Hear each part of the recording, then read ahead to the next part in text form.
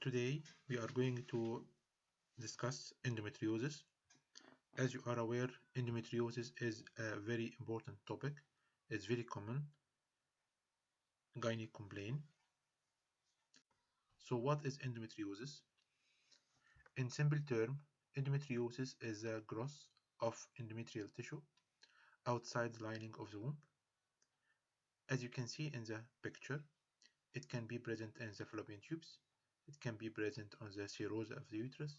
It can be present in the ovaries. It can be present in the peritoneal cavity. It can be present in the Douglas pouch and uterovesical pouch. It can be present in the bladder, in the bowel, or even rarely it can be extragenital. There were some cases of endometriosis where they found endometriotic nodule on the umbilicus. They can find it in the thorax. So it can be either genital or extragenital. Patients with endometriosis usually present with pain, dysmenorrhea, dyspareunia, dysuria, painful bowel, infertility, or nodules. And here you can see that the pain of endometriosis usually follows a crescendo-decrescendo pattern, which means that it usually increases around the time of menstruation, and this increase is due to ovarian congestion as well as ovarian bleeding inside as a result of the endometrioma. These endometriotic lining start to bleed inside the ovarian tissue, causing the endometrioma, which gets bigger. And then it follows the crescendo pattern, as once the flow happens, the pain start to decrease.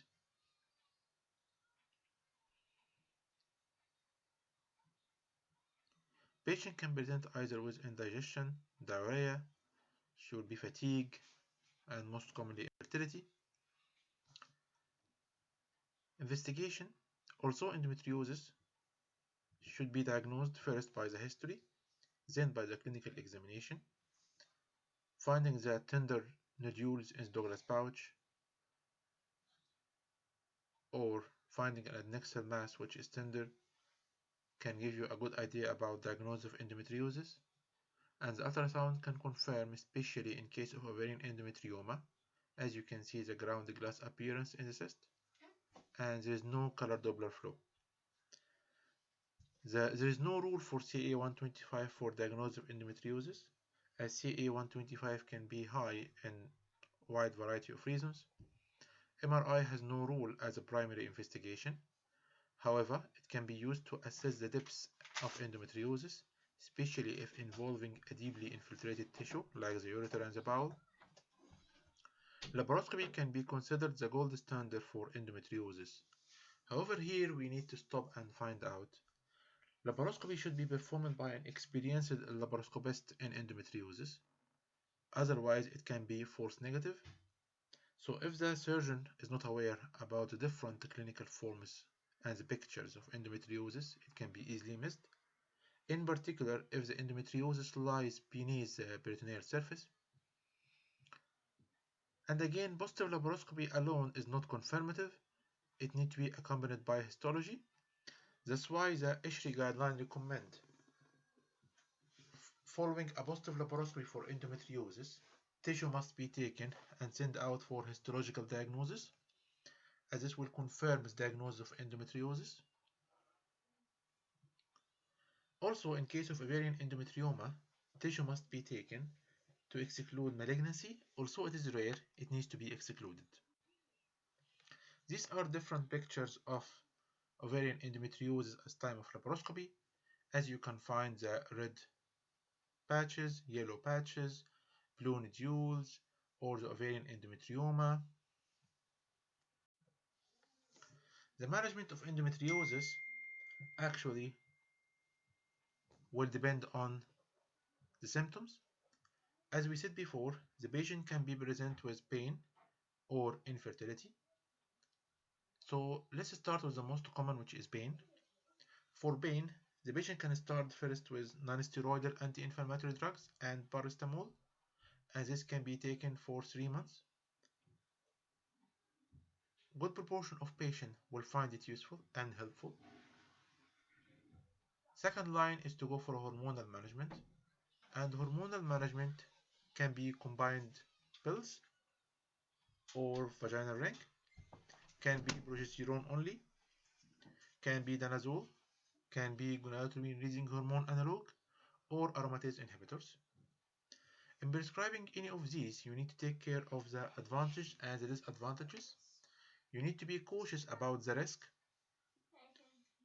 of various medication, and that's why the importance of taking a proper family history.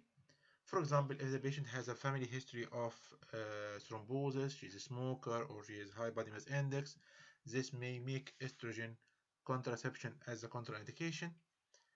The patient should be warned about the risk of hirsutism with danazole. The patient should be warned about the risk of menopausal symptom with gonadotropin releasing hormone analogs.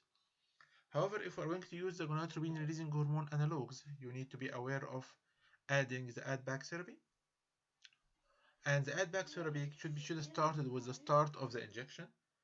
And the add-back therapy will not increase the risk of recurrence of symptoms, but it will help to maintain the bone mineral density. Also be cautious when prescribing gonadotropin-releasing hormone analogs to an adolescent because they are still not reaching the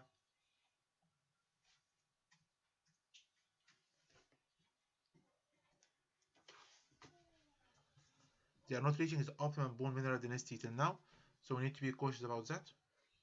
Aromatase inhibitor can be the last line for management before surgery, but the patient should be warned about the risk of menopausal symptoms. Aromatase inhibitors, as you are aware, they are used for induction of ovulation.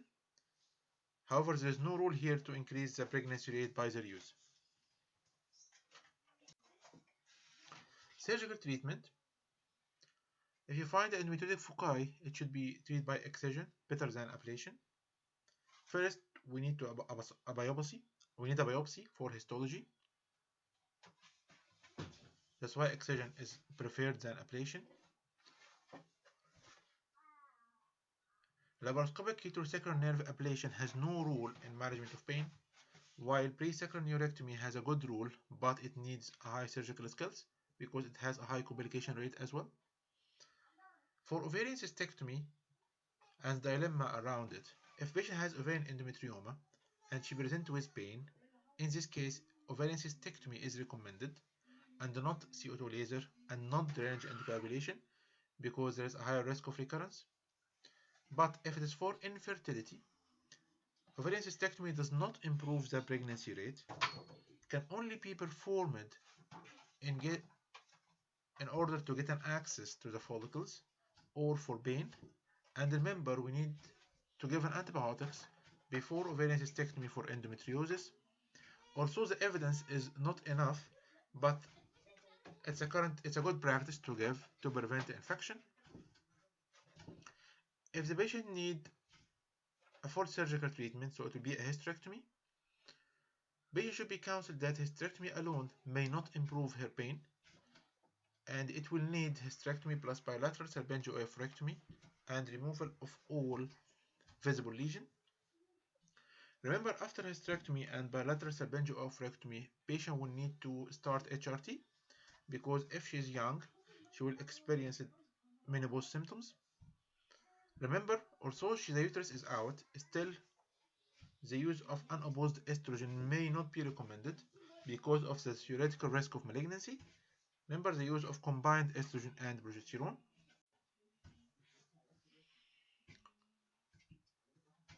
So what about combined hormonal treatment before surgery or after surgery for pain? If it is for improving the primary outcome, it is not recommended, not the preoperative or the postoperative hormonal treatment. But for secondary prevention, yes, you can give hormonal treatment. Most likely we give the Mirena coil and you can keep it between 18 to 24 months or as needed. If the main symptom is infertility, there is no rule for ovarian suppression, so no rule for adjuvant hormonal treatment before surgery for ovarian suppression in order to improve the fertility. Operative laparoscopy is recommended than diagnostic. That's why again we emphasize that laparoscopy for endometriosis should be performed by experienced laparoscopist in endometriosis. and it should remove all visible lesions. CO2 laser is better than monopolar, and again we discussed the ovarian endometrioma as the dilemma behind it. For assisted reproductive technology, we recommend intrauterine insemination plus controlled ovarian stimulation rather than intrauterine insemination alone, because this improves the pregnancy rate.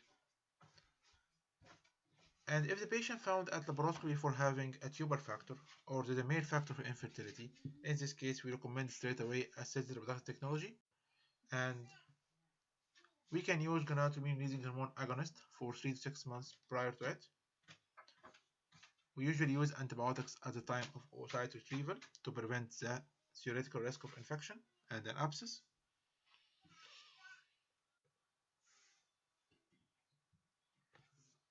We discussed the menopause previously, so if a patient had hysterectomy and bilateral oophorectomy for endometriosis, please avoid unopposed estrogen for the theoretical risk of malignancy. All the evidence says that endometriosis alone doesn't cause cancer. Endometriosis does not increase the risk of cancer. However, they found there's an increase of risk of Hodgkin lymphoma and some ovarian cancers with endometriosis. Also, it's rare, but it exists, and the patient can be advised about it. As you see here, this is a nice guideline for the management of endometriosis. It's a nice graph. The advice again is the use of MRI or CA-125 for endometriosis. Transvaginal ultrasound is the first line of investigation. If the history and the examination is highly suspicious of endometriosis and the ultrasound is normal, still don't exclude it, as the patient deserves further investigation, which will be laparoscopy. And if you are going to have a laparoscopy, please have a histology, have a biopsy to confirm. Patient should be counseled about the benefit and the risk for laparoscopy. If fertility is the main issue, in this case offer excision or ablation, but if pain we need to go for excision. Ovarian cystectomy can be offered for endometrioma in order to improve the access to the follicles, and can be offered as well for case of pain. The patient, when having ovarian cystectomy, she should be counseled about the risk of losing the ovary and reducing the ovarian reserve. We don't offer hormonal treatment if the fertility is required, because as you see, all hormonal treatment are actually contraceptives. But if it is pain, we can offer it for prevention of recurrence, not for the primary outcome.